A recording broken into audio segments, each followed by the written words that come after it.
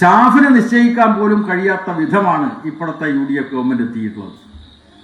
കാരണം ഐക്യ ജനാധിപത്യ മുന്നണി എന്നാണ് പേര്. പക്ഷേ അടി തുടങ്ങിയിരിക്കുകയാണ്. കോൺഗ്രസിനകത്തടി, ലീഗിനകത്തടി, അങ്ങനെ ഐക്യമില്ലാത്തൊരു മുന്നണിയായിട്ടാണ് കേരളത്തിലെ UDF മുന്നണി മാറിക്കഴിഞ്ഞിട്ടുള്ളത്. തീർച്ചയായിട്ടും ജനങ്ങൾ അതിവേഗം യാഥാർത്ഥ്യബോധം തിരിച്ചറിഞ്ഞുകൊണ്ടിരിക്കുകയാണ്. ഈ ആത്മവിശ്വാസത്തോടുകൂടി നമുക്ക് മുന്നോട്ട് പോകാൻ കഴിയണം. സഖാക്കളെ, ഞാൻ നേരത്തെ പറഞ്ഞല്ലോ, ഈ സതീശൻ്റെ ഭരണം വന്നതിന് ശേഷം എന്തൊക്കെയായി കേരളത്തിൽ ഇവർ കാട്ടിക്കൂട്ടുന്നത്. അഴിമതിയുടെ വലിയ വാതായനം ഇപ്പം തുറന്നിരിക്കുകയാണ്. അടച്ച വാതായനം ഇപ്പം തുറന്നിരിക്കുകയാണ്. അഴിമതി നിങ്ങൾക്കറിയാം. നമുക്ക് കേരളത്തിന് പ്രകൃതിദത്തമായിട്ടുള്ള ഏറ്റവും പ്രധാനപ്പെട്ട ഒരു തുറമുഖമുണ്ട്. അതിൻ്റെ പേരാണ് വിഴിഞ്ഞം.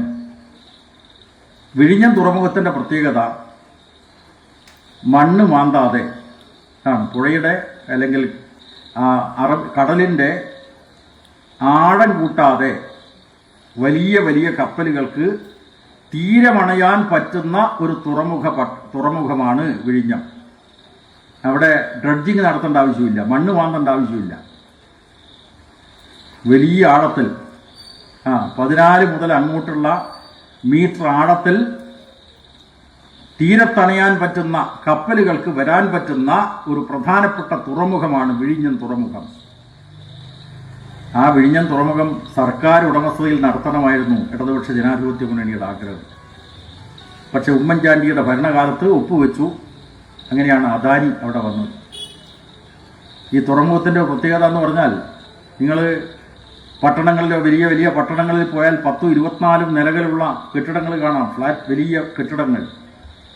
ആ 24 നിലകളുള്ള കെട്ടിടങ്ങളെ പോലെയുള്ള കപ്പലുകൾക്ക് ചരക്കുകൾ ഇറക്കാനും ചരക്കുകൾ കൊണ്ടുപോകാനും കഴിയുന്ന സൗകര്യമുള്ള ഒന്നാണ് വിഴിഞ്ഞം തുറമുഖം.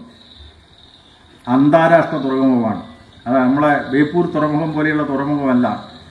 ഇത് ലോകാടിസ്ഥാനത്തിൽ വലിയ വാണിജ്യം, വലിയ കച്ചവടം നടത്തുന്ന ഒരു തുറമുഖമാണ്. ആ തുറമുഖം അന്ന് കരാറനുസരിച്ച് നിർമ്മാണ ജോലി ഏറ്റെടുത്തത് അദാനി കമ്പനിയാണ്. ഇപ്പോൾ അദാനി കമ്പനി അവരുടെ ഓഹരി വിൽക്കാൻ തുടങ്ങിയിരിക്കുന്നു. അദാനി കമ്പനിക്ക് അവിടെ എത്രയാ മുതൽ മുടക്ക്? 3000 കോടി ഉറുപ്പികയുടെ താഴെയാണ്. തർക്കമുണ്ട് കുറച്ച്. 3000 കോടി ഉറുപ്പിക വരെ നമുക്ക് പരിഗണിക്കാം. 3000 കോടി ഉറുപ്പിക ചെലവിട്ടു. ഇപ്പോൾ മെഡിറ്ററേനിയൻ ഷിപ്പിംഗ് കോർപ്പറേഷൻ എന്ന് പറയുന്ന MSC എന്ന് പറയുന്ന കമ്പനിക്ക് അതിൻ്റെ 49% ഓഹരി വിറ്റിരിക്കുകയാണ്. എന്ന് പറഞ്ഞാൽ 13,000 കോടി ഉറുപ്പിക വരും. നിങ്ങൾ ആലോചിച്ച് നോക്കുക, നല്ല കച്ചവടമല്ലേ? 3000 കോടി മുതൽ മുടക്ക് മാക്സിമം അത്ര വരും. 3000 കോടി ഉറുപ്പിക മുതൽ മുടക്കിയിട്ടുള്ള അദാനി കൺസ്ട്രക്ഷൻ കമ്പനിക്ക് അതിൻ്റെ ഓഹരി 49% ഓഹരി എത്ര ഉറുപ്പികക്കാണ് വിൽക്കുന്നത്? 13,000 കോടിക്ക് വിൽക്കുകയാണ്. മനസ്സിലായില്ലേ? അങ്ങനെ ഓഹരി കൈമാറ്റം നടക്കണമെങ്കിൽ സംസ്ഥാന സർക്കാരിൻ്റെ മുൻകൂട്ടിയുള്ള അനുമതി വേണം. ഇതാ സതീശൻ വന്നപ്പോൾ നടക്കുന്നത്, കോൺഗ്രസ് വന്നപ്പോൾ നടക്കുന്നത്. ഇങ്ങനെയുള്ള ഭീകരമായിട്ടുള്ള അഴിമതിക്കുള്ള അനുമതി യഥാർത്ഥത്തിൽ കൊടുത്തുകൊണ്ടാണ് കേരളത്തിലെ UDFൻ്റെ ഭരണം. ഇത് മാത്രമല്ല,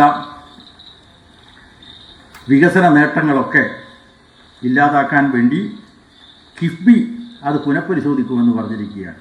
ഞാൻ പറഞ്ഞല്ലോ, വരുമാന സ്രോതസ്സ് കണ്ടെത്താൻ LDF കണ്ടെത്തിയിട്ടുള്ള മാർഗം അടക്കാൻ ഇപ്പോൾ തീരുമാനിച്ചിരിക്കുകയാണ്. ഏറ്റവും ഒടുവിൽ സംസ്ഥാന സർക്കാർ ഒരു തീരുമാനമെടുത്ത് കോടതിയിൽ പ്രഖ്യാപിച്ചിരിക്കുകയാണ്. അത് വഖഫ് ബോർഡിൻ്റെ കാര്യത്തിലാണ്. നമ്മുടെ സംസ്ഥാനത്ത് വഖഫ് ബോർഡ് എന്ന് പറയുന്ന സ്ഥാപനമുണ്ട്.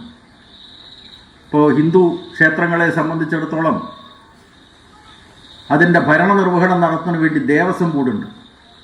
അവിടെ തിരുവിതാംകൂർ ദേവസ്വം ബോർഡുണ്ട്, കൊച്ചി ദേവസ്വം ബോർഡുണ്ട്, മലബാർ ദേവസ്വം ബോർഡുണ്ട്. ഈ ദേവസ്വം ബോർഡുകളുടെ ഭരണം പോലെ ഇസ്ലാം മത വിശ്വാസികൾക്ക്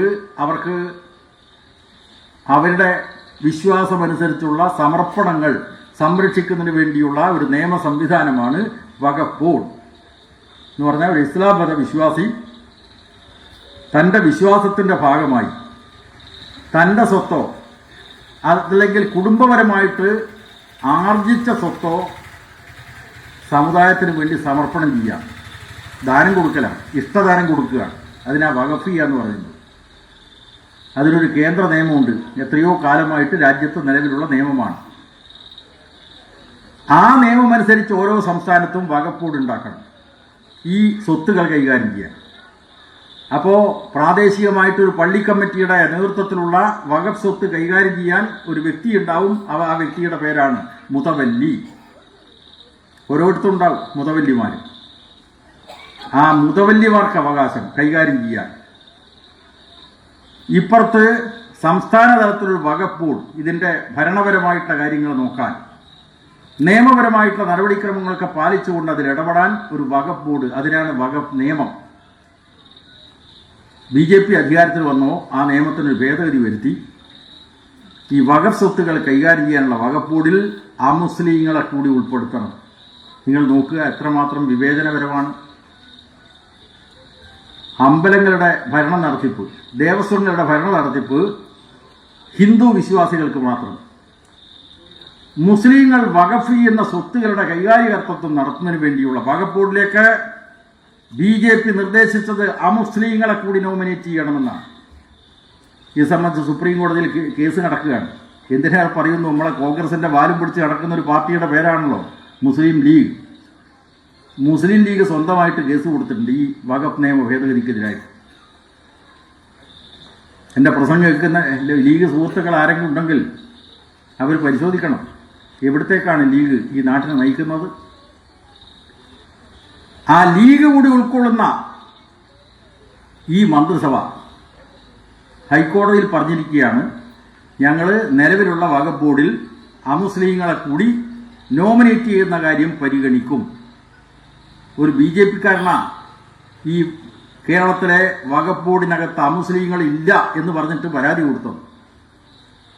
ആ പരാതി ശരിയാണ്, ഉന്നയിക്കുന്ന വിഷയം ശരിയാണെന്ന് പറഞ്ഞിട്ട് കേരളത്തിലെ UDF മന്ത്രി അനുമതി കൊടുത്തു. വഖഫ് ബോർഡിൻ്റെ ചുമതലയുള്ള മന്ത്രി മുസ്ലിം ലീഗിൻ്റെ മന്ത്രിയാണ്. എന്നിട്ട് കോടതി പറഞ്ഞിരിക്കുകയാണ് ഞങ്ങളത് പരിഗണിക്കും. ഇങ്ങനെ രാജ്യത്തിലെ മുസ്ലിം ജനവിഭാഗത്തിൻ്റെ വിശ്വാസത്തെ അടക്കം വഞ്ചിച്ചുകൊണ്ടാണ് കേരളത്തിലെ UDFൻ്റെ ഭരണം മുന്നോട്ട് പോകുന്നത്. ഇങ്ങനെയുള്ള ഈ ദുർഭരണത്തിനെതിരായിട്ട് ശക്തമായിട്ടുള്ള പ്രതിഷേധം ഈ നാട്ടിൽ ഉയർന്നു വന്നുകൊണ്ടിരിക്കുകയാണ്. ഉദ്യോഗസ്ഥന്മാരെ കണ്ടമാനം സ്ഥലം മാറ്റുന്ന ഏർപ്പാടുകൾ നടത്തിക്കൊണ്ടിരിക്കുകയാണ്. ജനങ്ങളുടെ ജീവിത പ്രശ്നങ്ങൾ അതൊന്നും ഞങ്ങൾക്ക് പ്രശ്നമല്ല, ഞങ്ങൾക്ക് ഭരിക്കണം, അഴിമതി നടത്തണം. ഇപ്പോഴും പ്രധാനപ്പെട്ട വകുപ്പുകളിലെ മന്ത്രിമാരുടെ സ്റ്റാഫിനെ നിശ്ചയിക്കാൻ പോലും കഴിയാത്ത വിധമാണ് ഇപ്പോഴത്തെ UDF ഗവൺമെൻറ് എത്തിയിട്ടുള്ളത്. കാരണം ഐക്യജനാധിപത്യ മുന്നണി എന്നാണ് പേര്, പക്ഷേ അടി തുടങ്ങിയിരിക്കുകയാണ്. കോൺഗ്രസിനകത്തടി, ലീഗിനകത്തടി, അങ്ങനെ ഐക്യമില്ലാത്തൊരു മുന്നണിയായിട്ടാണ് കേരളത്തിലെ UDF മുന്നണി മാറിക്കഴിഞ്ഞിട്ടുള്ളത്. തീർച്ചയായിട്ടും ജനങ്ങൾ അതിവേഗം യാഥാർത്ഥ്യബോധം തിരിച്ചറിഞ്ഞുകൊണ്ടിരിക്കുകയാണ്. ഇടതുപക്ഷം തോറ്റു, ഇടതുപക്ഷത്തിൻ്റെ ഭരണം പോയി, കോൺഗ്രസ്സുകാർക്ക് സന്തോഷം, ലീഗുകാർക്ക് സന്തോഷം. പക്ഷേ ഈ നടപ്പിലുള്ള ഭരണം, ഈ UDFൻ്റെ ഭരണം, സതീശൻ മുഖ്യമന്ത്രിയായിട്ടുള്ള ഭരണം യഥാർത്ഥത്തിൽ എന്താണോ ഈ കോൺഗ്രസും ലീഗും നേരത്തെ പറഞ്ഞിരുന്നത് അതൊക്കെ മാറ്റിമറിച്ചുകൊണ്ട് ജനവിരുദ്ധമായിട്ടുള്ള സമീപനങ്ങളിലേക്കാണ് പോയിക്കൊണ്ടിരിക്കുന്നത്. ഇത് കൃത്യമായിട്ട് നമ്മൾ തിരിച്ചറിയണം. വർഗീയ ശക്തികളിപ്പോൾ വലിയ നിലക്ക് ആഹ്ലാദം കൊള്ളുകയാണ്. നിങ്ങൾക്കറിയാം, ഈ നിയമസഭാ തെരഞ്ഞെടുപ്പ് ഫലത്തിലെ ഒരു പ്രധാനപ്പെട്ട ഫലം സവിശേഷതയുള്ളത് കേരളത്തിൻ്റെ ചരിത്രത്തിൽ ആദ്യമായിട്ട് 3 സീറ്റ് BJP കിട്ടി എന്നതാണ്. 3 സീറ്റ് BJP കിട്ടി. ആ 3 സീറ്റുകളിൽ 2ാം സ്ഥാനത്ത് വന്നത് LDF ആണ്. എന്ന് പറഞ്ഞാൽ ഈ കോൺഗ്രസും ലീഗും ഒക്കെ LDFനെ തോൽപ്പിക്കാൻ വേണ്ടി BJP സ്ഥാനാർത്ഥിക്ക് വോട്ട് ചെയ്തിട്ടുണ്ട് എന്നതാണ് BJP ജയിച്ച 3 നിയമസഭാ മണ്ഡലങ്ങളുടെയും കണക്ക് നോക്കുമ്പോൾ നമുക്ക് മനസ്സിലാവുന്നത്. അതൊരു ആവൽ സൂചനയാണ്. കാരണം എന്താണ്? ഈ കേരളം ഒരു മതനിരപേക്ഷതയുടെ സംരക്ഷിത തുരുത്താണ്. അത് ഭരണഘടനയുടെ വാചകം ഉദ്ധരിച്ചുകൊണ്ട് ഞാൻ തുടക്കത്തിൽ പറഞ്ഞു. ഭരണഘടനയുടെ കാര്യം മാത്രമല്ല, നമ്മുടെ പാരമ്പര്യം, മലയാളികളുടെ പാരമ്പര്യം എന്താണ്? നവോത്ഥാന പ്രസ്ഥാനത്തിൻ്റെ പാരമ്പര്യം. ശ്രീനാരായണ ഗുരു, ചട്ടമ്പി സ്വാമികൾ, ബ്രഹ്മാനന്ദ സ്വാമി, ശിവയോഗികൾ, വാഗ്ഭടാനന്ദൻ ഇവരൊക്കെ വളർത്തിയെടുത്ത മതനിരപേക്ഷമായൊരു സംസ്കാരം വളർന്നു വന്ന മണ്ണാണ് ഈ മണ്ണ്. അതുകൊണ്ട് ഇന്ത്യയിലെ പല സംസ്ഥാനങ്ങളിലും RSS BJPക്ക് ഭരണം കിട്ടി. കേരളത്തിൽ കിട്ടിയോ? 2002 മോദി ഗുജറാത്തിൻ്റെ മുഖ്യമന്ത്രിയായി പ്രവർത്തിച്ചത്. അന്നാണ് ഗുജറാത്തിലെ വംശഹത്യ നടത്തിയത്. മൂപ്പര് മുഖ്യമന്ത്രിയായിരിക്കുമ്പോൾ 3 ദിവസം കൊണ്ട് 3000-ഓളം ആളുകളെ കശാപ്പ് ചെയ്തിട്ടുള്ള വർഗീയ കലാപം നടന്നിട്ടത് മോദി ഭരിക്കുന്ന ഘട്ടത്തിലാണ്. ആ മോദിയിസം ഇപ്പോൾ രാജ്യത്തുടനീളം നടപ്പാക്കാൻ ശ്രമിക്കുകയാണ്. പക്ഷെ കേരളത്തിൽ അത് വിജയിച്ചില്ല. മോദിയിസത്തിനും BJPക്കും കേരളത്തിൽ സ്വാധീനം നേടാനായില്ല. എന്തുകൊണ്ട്? കമ്മ്യൂണിസ്റ്റുകാർ നടത്തിയിട്ടുള്ള ചെറുത്തുനിൽപ്പിൻ്റെ ഫലമായിട്ടാണ്. CPM ആണ് അതിൻ്റെ മുൻപന്തിയിൽ നിന്നത്. നമ്മളൊരിക്കലും ഒരു ഗുജറാത്താക്കി മാറ്റാൻ അനുവദിക്കുന്ന പ്രശ്നമില്ല എന്ന് കേരളത്തിലെ കമ്മ്യൂണിസ്റ്റുകാർ പ്രഖ്യാപിച്ചു. ഇന്നിപ്പോൾ ബംഗാൾ നിങ്ങൾ നോക്കൂ. ബംഗാളിലിപ്പോൾ ആരാ ഭരിക്കുന്നത്? BJP. ബംഗാളിനൊരു ചരിത്രമുണ്ട്.